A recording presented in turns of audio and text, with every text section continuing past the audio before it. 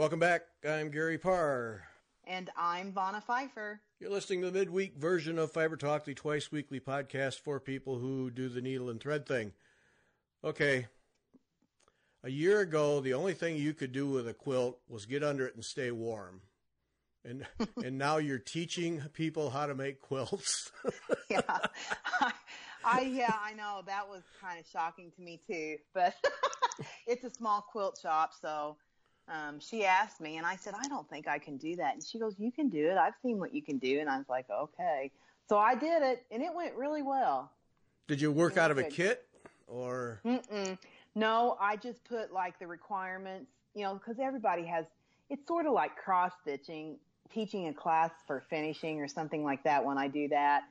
I've found that everybody wants to do their own thing or, and it's hard for finishing, especially if I make a kit because you have to have everything the same, you have to have everything pre-cut and right. all of that. But for quilts, you just tell them what fabrics you need or how much you need of each fabric and how many different colors, and then people choose their own and come, and then we cut it there and assemble it. And so everybody had a different set of material, fabric choices, and but the same pattern. Same pattern. Oh, okay. Mm-hmm. Yeah. So how many would you have? Like a half dozen? I had six students, mm-hmm. And the classes were open. See, this goes to show you.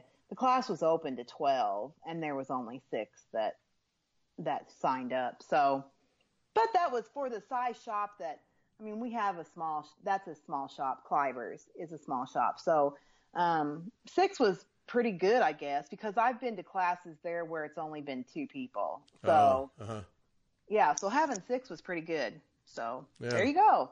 Add it to my list. Quilt teacher. Yep, that's right. That's right. Hey, no, it's fun to do that. I love teaching anyway, but yeah, people say that I have an affinity for it. Well, I'm sure you do. Yeah, I have no doubt. Yeah. Yeah, and I went to college to be a teacher originally. I had all the way up through my state licensure as a high school biology teacher, and that's what I did. That's what I started. Right? Yeah. I taught. I did my student teaching at Brown County High School here in Indiana, a few miles south of Bloomington here. Yeah. And but I did that, and then I wanted to go back home to where I was born and raised in Hobstadt, Indiana, which is about 20 miles north of Evansville. And in that school district there was just not very many job openings. And I couldn't find a job, and I needed to pay my school loan. So I went to medical technology school. And so that's what I did. And that's how it all came about. So yeah. See, I did my student teaching just down the road at a high school from where my dad lived at the time, and really wanted to teach there because I wanted to teach in Michigan because the benefits were so good, and plus then I could live at home. Yeah. And until I kind of got my act together, but they didn't have anything, and so then I got a job in Illinois. And a week before we were to start school, I got a call from that high school. We'd like you to come teach. We have an opening. And it was like, oh man, I already moved to Illinois. I took this job, but I'd have made a whole lot more money and had a lot more money and had better benefits in Michigan than in Illinois. Cause in Illinois, we got to pay all the crooks, first. And then, and for a brief moment it was, I think I'm going to go back. I think I'm going to go back to Michigan. And then, and I said, no, I told these people I'd take this job. I moved here. I'm staying, and turned them down. And yeah. So, but then, that was, I met Marga that fall, and we were married the following August. So see, look at that. Yeah. So take that. Yeah. So that was all in the plan all along. Yeah. Well, yeah, exactly, you know. And here 40 plus years later, there you go. Yeah, there you go. Yeah. So I'm not unhappy. I mean, when you see kind of how things have gone in education, my dad was a middle school and high school chemistry, life science, physical science teacher, his career. And when you see how kind of education has gone, and not that I'm saying, it's just, you know, like the parents, I know that there's issues with the parents and the testing stuff and all of that. I just, you know, kind of that was, I think that's probably God's plan for me not to be a teacher. And so, and seeing that I really gave up my career anyways for my family, I am not at all unhappy with the way things turned out. And I do like to teach. I really do. I think I probably am rather good at it as a teacher. Just because I can do it both visually and in the written form very well. And, or I think I can. And that's a self-assessment there, Gary. And, wow. And I don't usually say too much positive about myself, but I do think that I do get it visually, and I can communicate it in the written form as well. Right. And I like, you know, when I teach something, you know, it's usually a subject matter that I just completely love myself. And I think that passion or that love for it shines through, and, you know, people can't help but be like, oh yeah, we're going to do this, you know, so yep. Yeah. That's kind of how it was with these quilt things. When I started out, we did table runners. So they had the project finished, ready to be bound, you know, like sandwiched and quilted and bound. Okay. So they were ready to do it when they got home. And when I started out, I had a couple of difficult students, and by the time I thought this is going to be one long 6 hours. Oh, it's that long. That was that long of a class. 6 Whoa. hours, yeah. Whoa. Well, 5.5. And, but I think they were all out by, let's see, we started at 9:30, and I think everybody was gone by 3, or no, by 2. So what is that? 5 hours. Yeah, 5.5. Yeah. Okay. Yeah. So anyways, it was just a lot of the people that were the problem people were ones that weren't very sewing,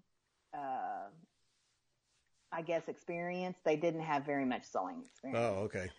And which I would have thought that would have been a prerequisite for the course, but, you know, and it was like, well, I'm a perfectionist and I'm not going to do this way until I know exactly. And it's like, listen, lady, just get going. You know what I mean? If you don't know, I can't teach you Sewing Basics 101 and how to do a quilt right. Right. And I mean, I said, you know, just get your 1/4 of a foot and just start sewing, you Yep. know? And so Yep. it worked out. She had a finished table runner by the time we got done, and I was happy because it was a real struggle with her. So, but you know, there's always, and I don't regret that. I mean, I don't mean that in a hateful way, but I feel like she could have practiced a little bit before she came, because she knew that's what what are you going to do? We're going to be sewing. So, right. But she hadn't sewn in, she had taken a beginning quilt class a year ago and had not sewn for that whole intervening year. Oh, well. So it was kind of. Hey, maybe you got her over a hump. You know, maybe you got. Maybe I did. Yeah. I don't think so, because she said, I will never be doing this again. Okay. Fine. She thanked me for my, for teaching and for my patience and stuff, because I just kept on smiling, even though running through my head was not the most pleasant of things. But I just kept on smiling, saying, you can do it. And she did. It was just her own self-confidence. Yeah. And I think that translates in a lot of different things in life. You know, you have to have a little self-confidence to, push yourself through situations that you're not sure about. Oh, yeah, that's just it. Well, and that's times where a good teacher who's positive and pushes a little and sometimes kicks you in the butt get you over that hump. And then you go, wait, I can do this. And, yeah. And I thought she would be like that. And at the end, when she held up her, I had everybody hold up their runners and show everybody, how one pattern and look at all the different translations that we had. Yeah. And she was like, I'm not going to show it. And I go, yes, you're going to show it because what's yours and you made it with your hands and it's your handiwork and you need to be proud of it.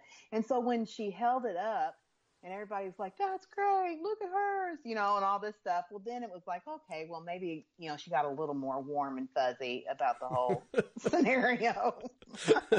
But the parting words were, I'm done. Yeah, I'm done. She paid for her, because she didn't have all of her supplies, so she had to buy fabric and stuff, and she chose some $12 a yard fabric, and she needed 1 3/4 for the sides and the bind, so that was quite a bit, less, I think like $20. And so she had bought some other things while she was there, and she was like, this is very expensive. I think this will be it. Like, I was like, well, hobbies that's just what a hobby is, right? Expensive. Yeah. Yep. So. Yep. It's a time and a money suck, but it's a whole lot of fun. So who That's cares? right. That's right. Who gives a crap? Yep. We're not going to buy cigarettes or drinks, so we're going to buy our hobby stuff. That's right. I'm using my Siggy money for thread. Yep. Oh, Thought about that more than once. Yep. I have too, and Keith was listening to the last podcast. Oh no! When you said that to me, when we said, "Oh yeah, his wife has put your Siggy money into hobby," and he goes, "Yeah, no kidding, like that." He goes, "If you would do that too, I'd be broke." He's still a saint. Yep.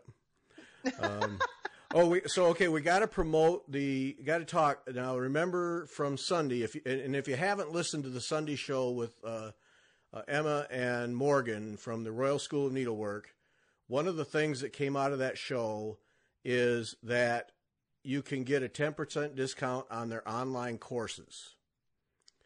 And so you just go to, it's rsnonlinecourses.com, and there's a link for last Sunday's show, and I'll put it in for this show. And you just put in the discount code TALK10, and you get 10% off of any of their online courses. It's only the online courses, so you can't go do the diploma course and get 10% off.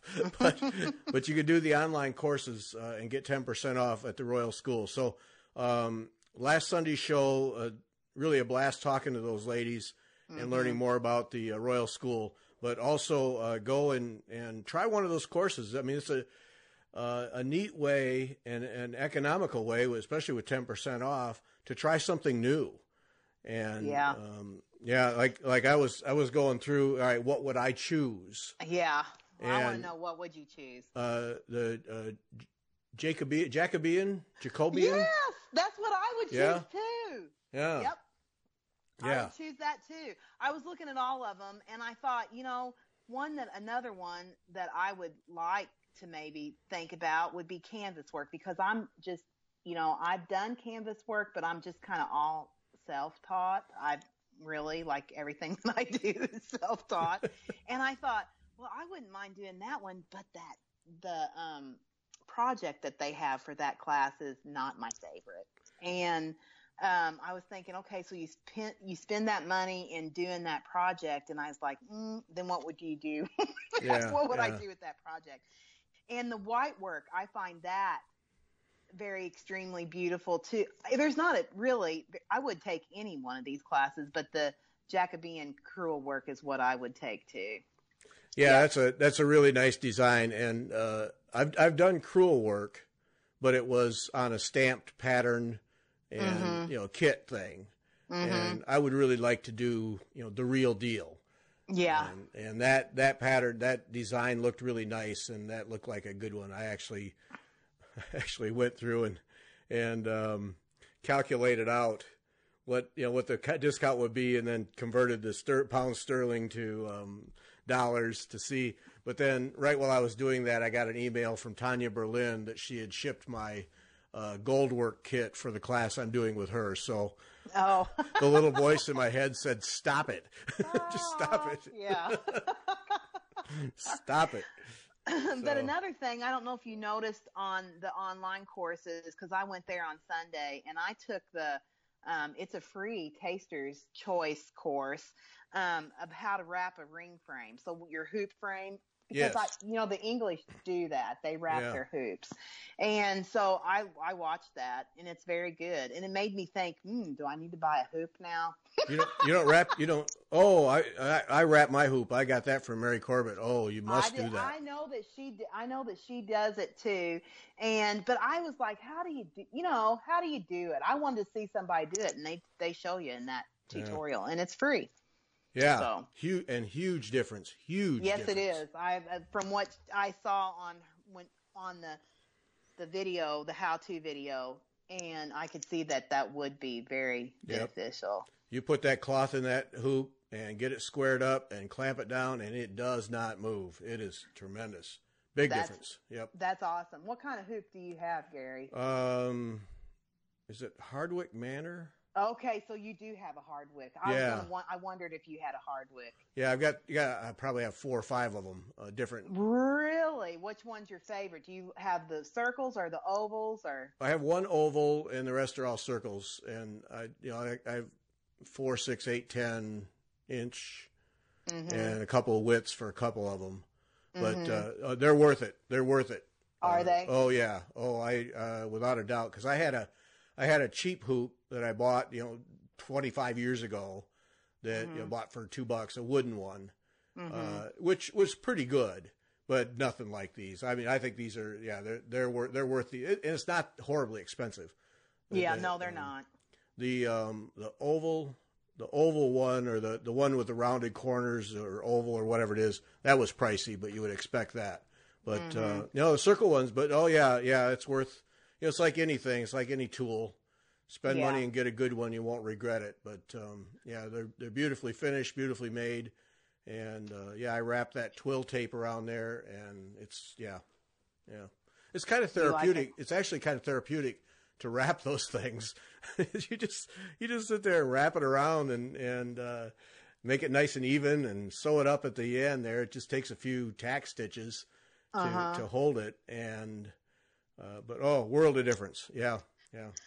Well, I only have, so when I first started, when I was, a teenager cross-stitching, I had, like what you get at Walmart. Well, Walmart wasn't around then, but, 3D or whatever. Ben so I had Franklin. just one of those, I just had one of those plastic ones.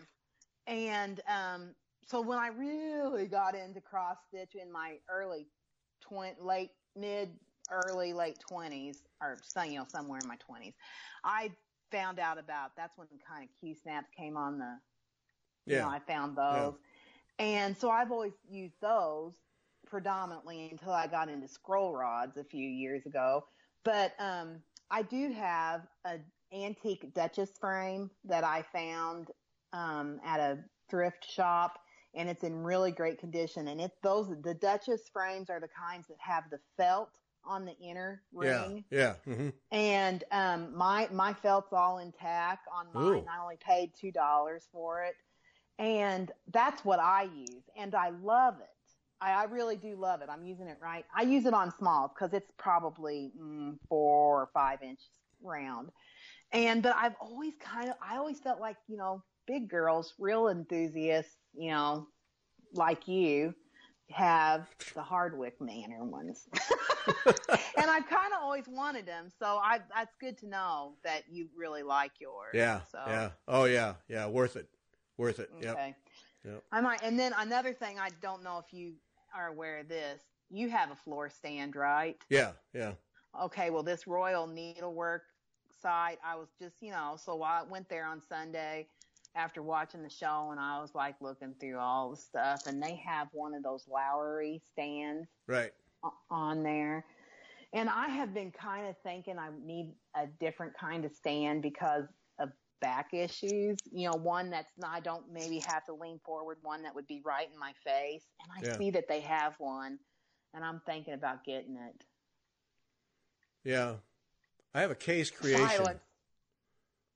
Oh, you do? Yeah. Case Creation. It was given to me, and I love it.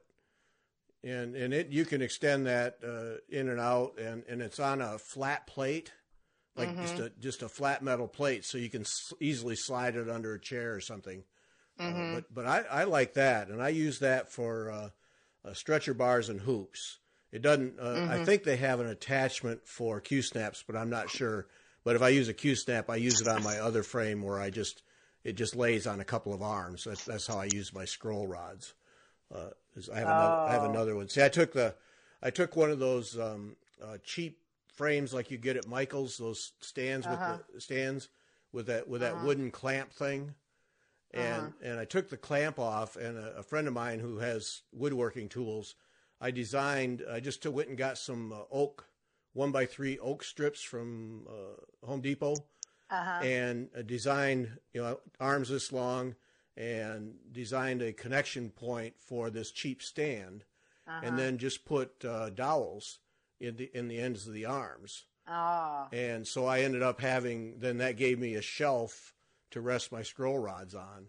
And so that's what I use for that, and then I use that for Q-snaps. But the case creation then I use for everything else. The one I have is got some age on it, and it still performs just beautifully. Really? Yeah. I mean, the System 4 is the Cadillac, and well, that's what I got. Yeah. Did you know that?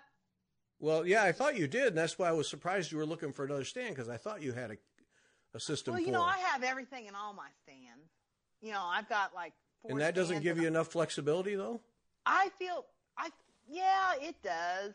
I don't know. I just saw it and I thought, maybe I need another stand, because that's like, yeah, that. Yeah, I do. No, honest to heaven, I have a Needlework System 4, and I have had it for, Ellie was like maybe 2 years old when I got it. So what, 11, 12 years. And, that was my first stand, was the floor one. And I also have the lap stand in the Needlework System 4. And I use both of those all the time. And I also have a roller frame lap stand, and I love that one, but that one's only usable with the roller frame. Right. So, that's limiting in that. And then I have one that is a handmade one by a gentleman from the South, and it's like what you're describing, and it's a lap stand, and it's two arms that have dowels on the end that holds like scrolls or Q-snaps. Yeah. So. Yeah. Yeah, that's beautiful. That one's beautiful. Yeah, that one is beautiful, and I love that one. I use that a lot. And but the thing is like I've noticed when I use my hoop, since we're talking about hoops, and that's what made me think about this, is that I stitch one-handed, and I feel like that hurts my shoulder. That's why originally I started getting a floor stand, is because the doctor said stop.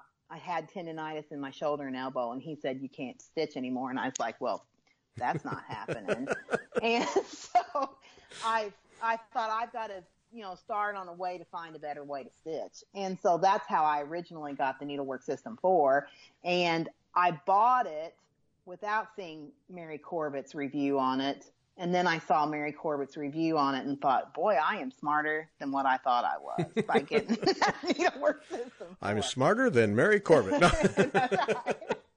And I love that. I love it. That is my favorite stand, but it's got some age on it. And, it has a lifetime warranty. And I've had things on it fail, and just email them, and they send it to me, whatever it is that's failed. Yeah.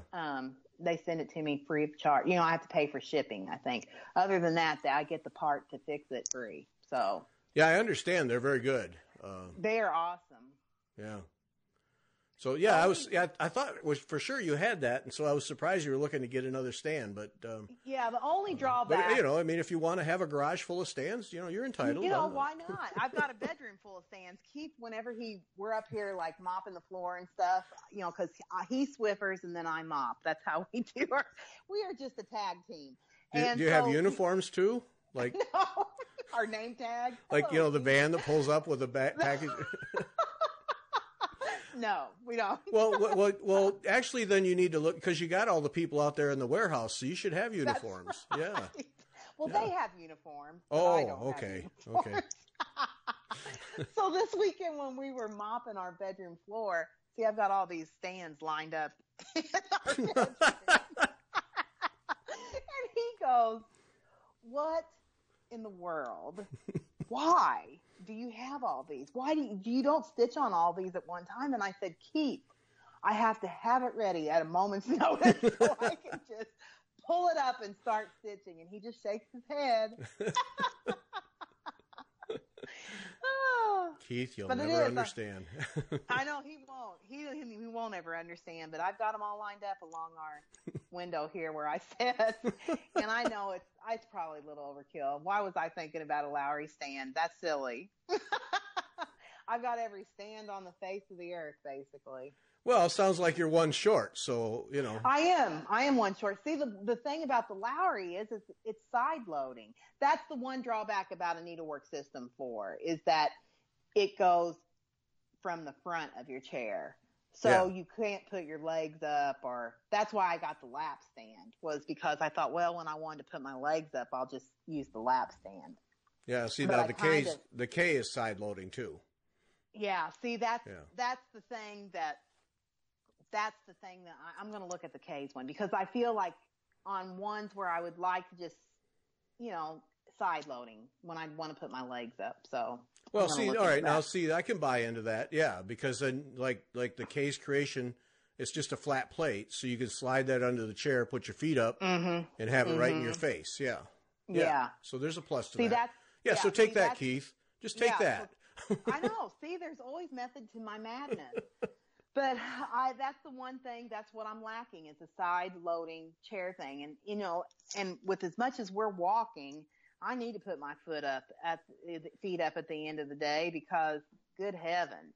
And I don't get to do that. And that's the one component in my whole arsenal of stand that I'm missing. You're tragic. You're absolutely tragic. I know. Oh, well. She's got more stands than furniture in her bedroom, but she needs one more. Okay. I feel sorry for my kids when they have to clean our house out. Yeah. And my warehouse. That's going to be a nightmare. Oh, man. Yeah. Yeah. Back up the trucks. Yep. Dumpsters. That's right. Dumpsters. Yep. Oh, Steve. Yeah, well, that would work for that. The case would work for that. Yes. Mm-hmm. Yeah. Because I know what you mean. Yeah, if you can prop your feet up, some nights because I just sit in my office chair and do that. But every now and then I think, I should be over in that recliner. But I know if I put my feet up and get in that recliner, I'll just fall asleep. So, I better. See, I have a straight back. I mean, I don't have a recliner. So it's like a chair. It's a comfy chair, but it's a straight. I like to set up. I don't like to recline. So I always set up, but I have an ottoman that I put my feet on. Oh. And see, trying to, like maneuver the needlework system floor. Yeah. See, and I do it, and then I can get one leg up, but I can't get the other leg up. And one time I had 2 ottomans on either side, and the needlework system 4 coming in between, right down the middle. And Keith took a picture of me. He goes, "You got to see how stupid you look."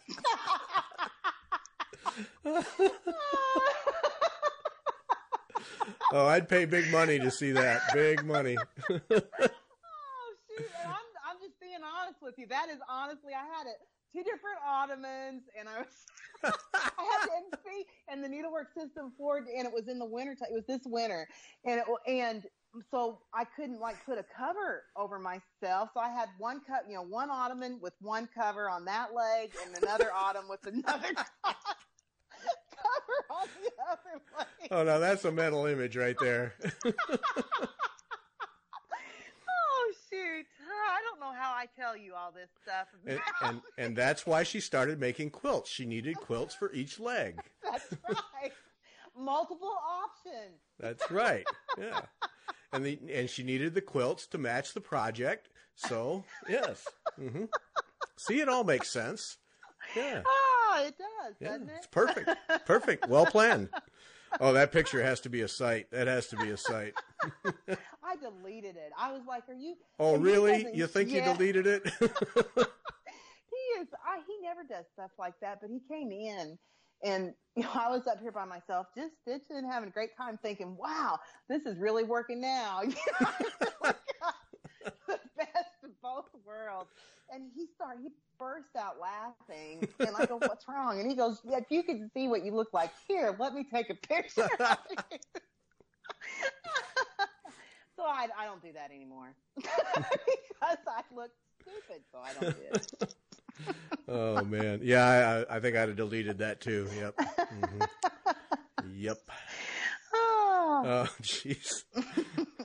Oh, the stories he could tell, I'll tell you. His life would be boring if I wasn't in it. That's what I always tell him. And he goes, "You're right." Can't argue that point.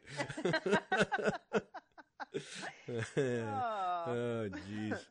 Hey, that was, I wanted to ask you, now you had posted something that you had done some finishing in prim-style. Yeah. Now, okay, this is Dumb Guy Clueless. What is that? It's like, I guess it's like things that look like they've been drugged through the mud, dried, coffee poured on it, and then there you go. So like that rustic look, I guess, dirty, where it looks like it's really old, so it has like dirty. You know what I mean? Okay. Like it looks used. That's what the prim style is. And there's a whole bunch of people that's their thing is stitching and finishing or whatever in the prim style. Oh, so prim is primitive then.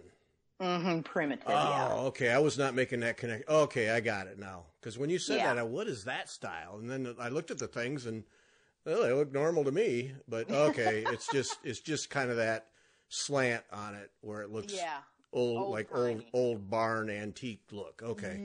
Yes. All right. Yes. I was not making the connection. I figured it was something stupid that I wasn't, or that it was me not having enough sense to understand. So yeah. Okay. No, I should have put primitive because I got that question a couple of times on my Instagram post. What is prim? And I thought, oh, well, it's primitive. Oh, okay. Yeah, because I thought it was something I hadn't heard of. And then I looked at the pieces and, well, they look fine to me. How are they there? Any different than anyone else? But, okay, it's that look, that feel. Mm-hmm. Okay. Mm-hmm. All right, yeah. I got it. Yeah. Prim. It's code. Yeah, code word for primitive. Yeah. Got it. Mm-hmm. So we had our luncheon. Every year in April, the Fox chapter has a luncheon. And that luncheon, I'm not quite sure how I don't know the history, but anyway, it ends and starts the year. So in April, it's they always have a project where you stitch stuff all year long, and then you get a little memento of some kind if you participate.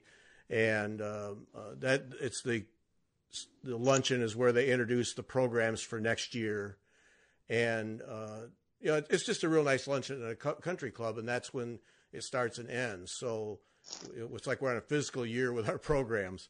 But one of the things that they have is always a favorite of mine, always the 3 times I've been to the luncheon, is an exhibit. And so members will, whatever you finished in the past year, you can bring in, and then you put it on tables, and people can see what you did. And there's a lot of really good needlepoint. It's a needlepoint guild, so it's a lot of very talented needlepointers and of all kinds. So it's always fun to look at the finished pieces because every one of them is just beautifully done. And so it was a lot of fun. But I'll tell you, the standout one, Laura Taylor is a member. Laura Taylor, she did Kurdy Biggs' Trilogy of Stitches One.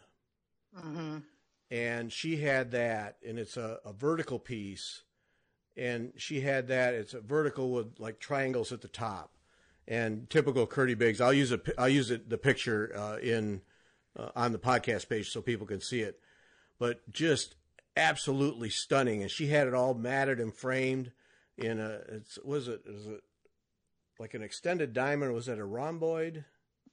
I don't know. Probably a rhomboid, but look at the way it's matted, because I'm looking at the picture right now.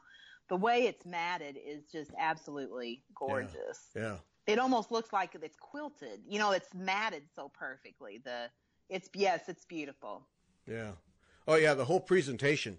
It's classic Kurdy Biggs design, beads and all kinds of stitches, and it's beautiful like that. But yeah, the matting, and I love the way the outer mat. There's a lot. It's like an off-white, cream, not quite white. Yeah. But there's a lot of it, so it really sets off the needlework. It's just beautifully done. Yeah. Boy, it is.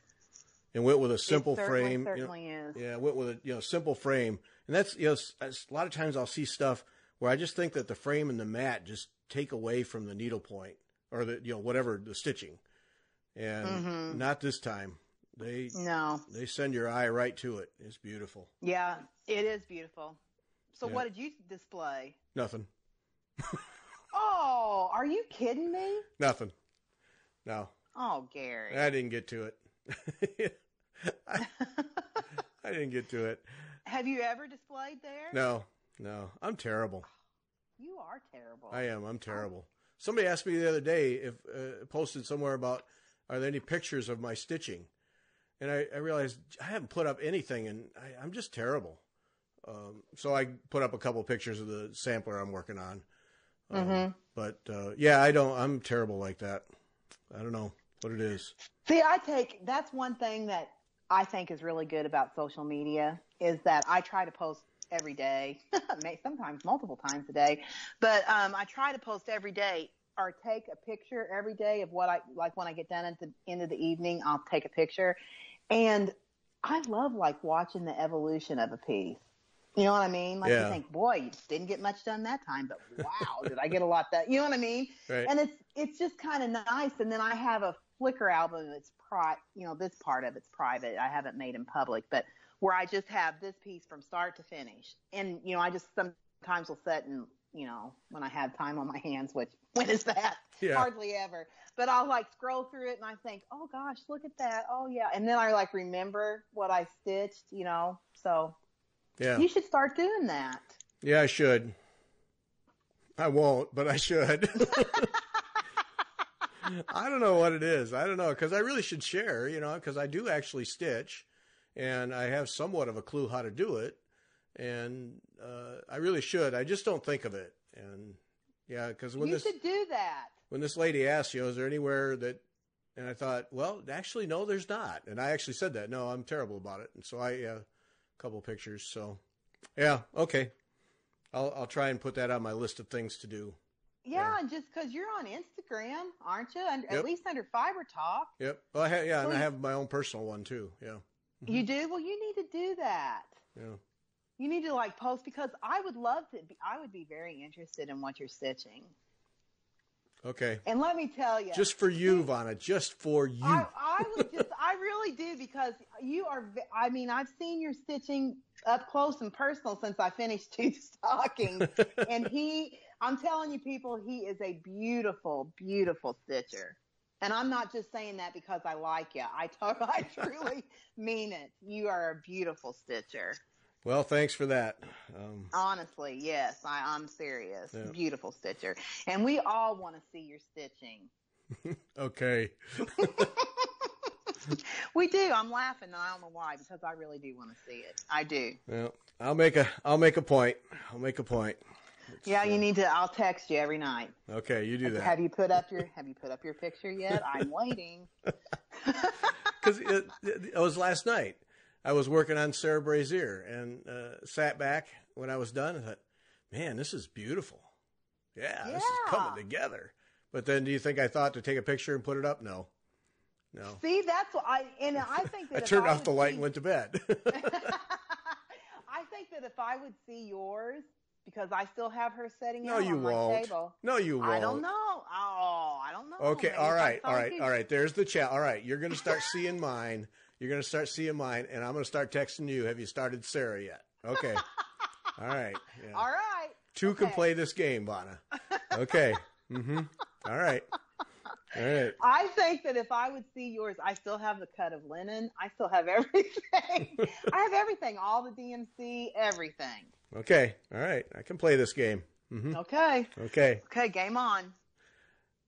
I had, I've got to pay attention when I'm stitching. I got to put more attention on that and less on whatever drama show I'm watching. Mystery, murder, mayhem show.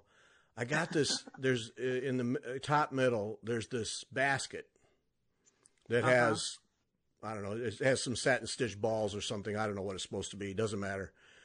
I stitched this thing, and there's two big handles that come out to the sides. So I stitched those, and then I started to do the basket part that fits between those handles. Mm-hmm. I got it all done. And I sat back. Wow, that came together. There's one wonky stitch in there that I'm just going to pretend is not there. But otherwise, that's really beautiful. Mm-hmm. And then I went to stitch the stuff that goes in the basket. Mm-hmm. That was when I discovered that the top of the basket was connected to the bottom of the handles.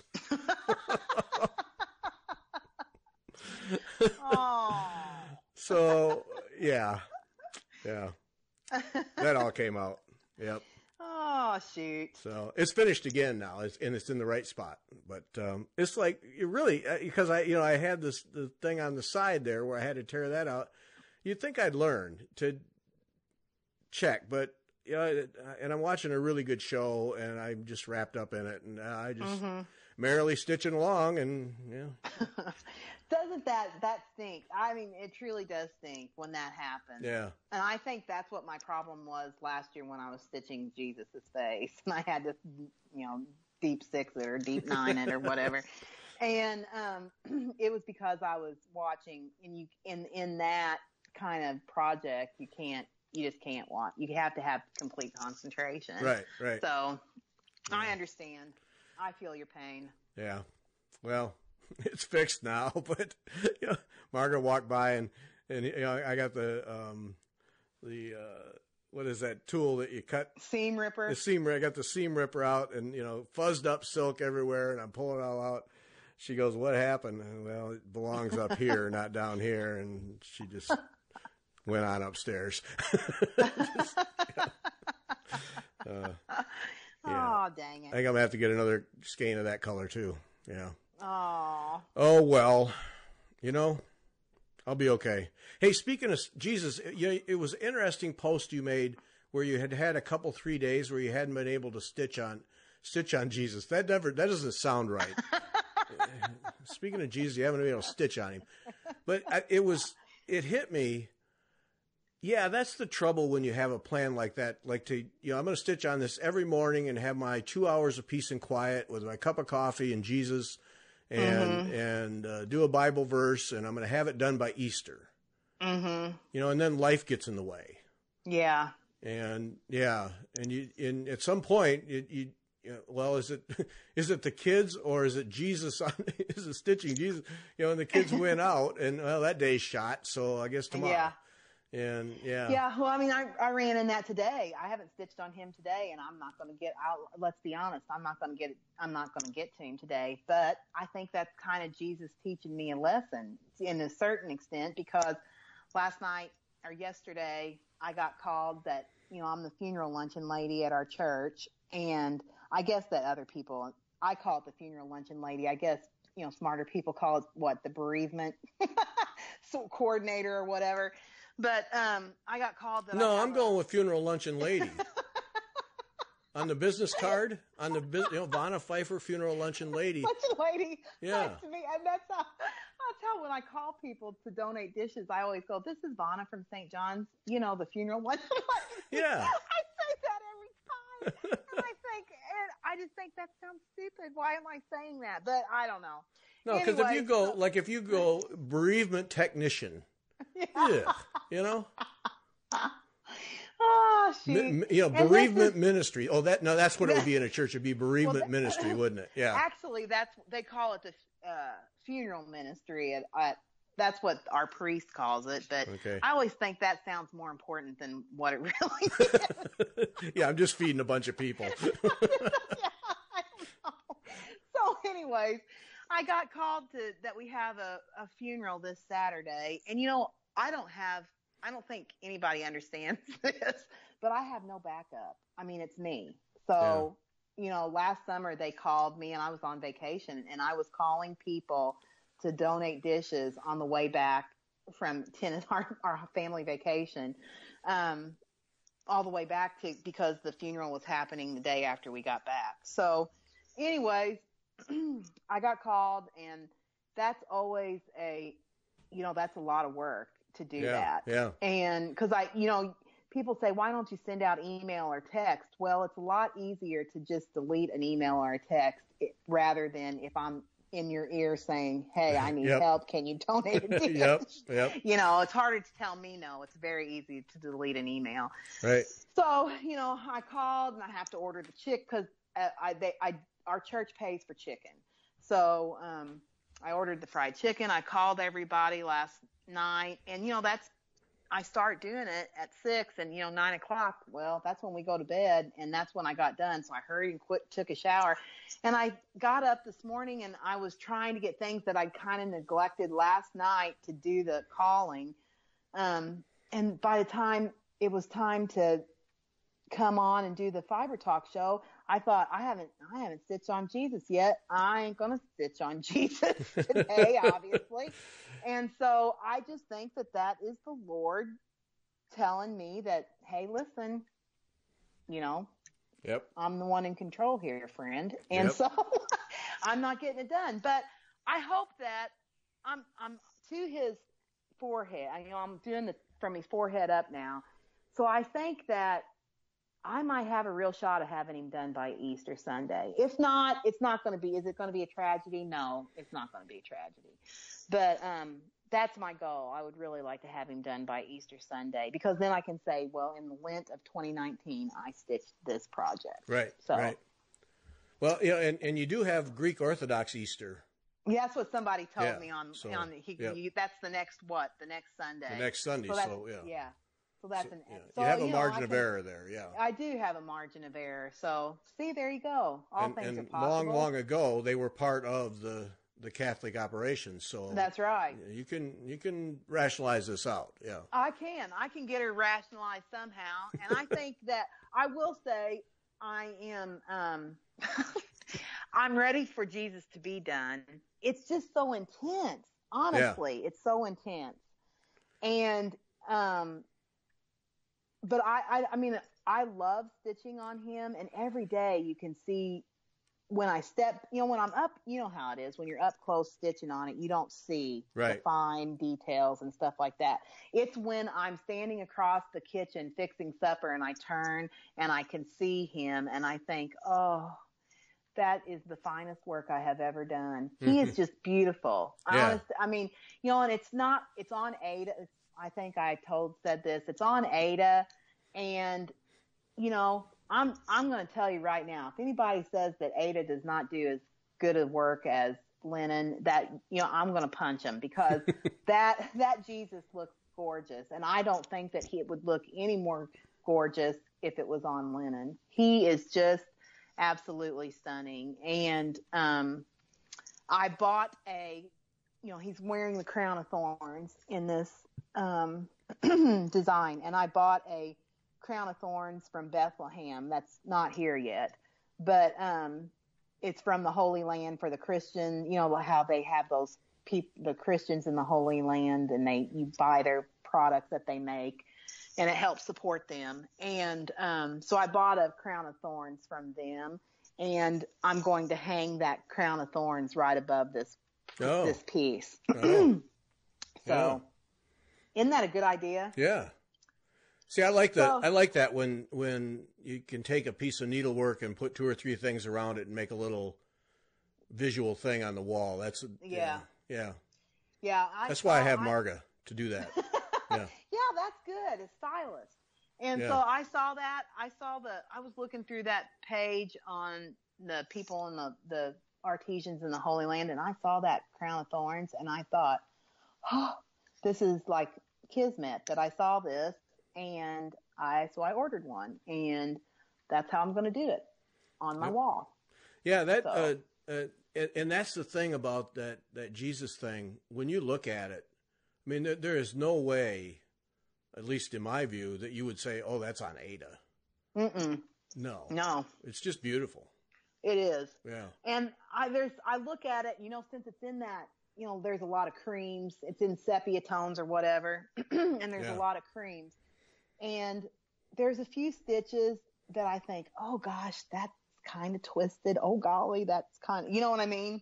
Right. And I think, oh, that's nuts. I mean, why am I picking myself apart like that? I don't know, because in reality, you look at that and it's just like breathtaking. Yeah. I've had people come into my house and they are like, because it's sitting right there in our kitchen dining room area, and people like, they'll see it and they go over to it and they're like, oh gosh, look at that. That's beautiful. So it is beautiful. I'm really glad that I had the perseverance to stick with it, start it again. Well, hope you get it finished. Well, you will get it finished, but yeah. I really love, I think it would be very meaningful to me if I could get it done by Easter Sunday. Yeah. Oh yeah, it would be a nice package. Yeah. Yeah. So. You will. Go for it. So. Go for it. I'm trying real hard. All right. That's it. We're going to end on Jesus. How's that? That's good. Good way to end. This is the last Wednesday in Lent. So we're ending on Jesus. I never thought about that. Yeah. That is. Yeah. See, we're wrapping this whole thing up. It's beautiful. Wrapping it up. Yep.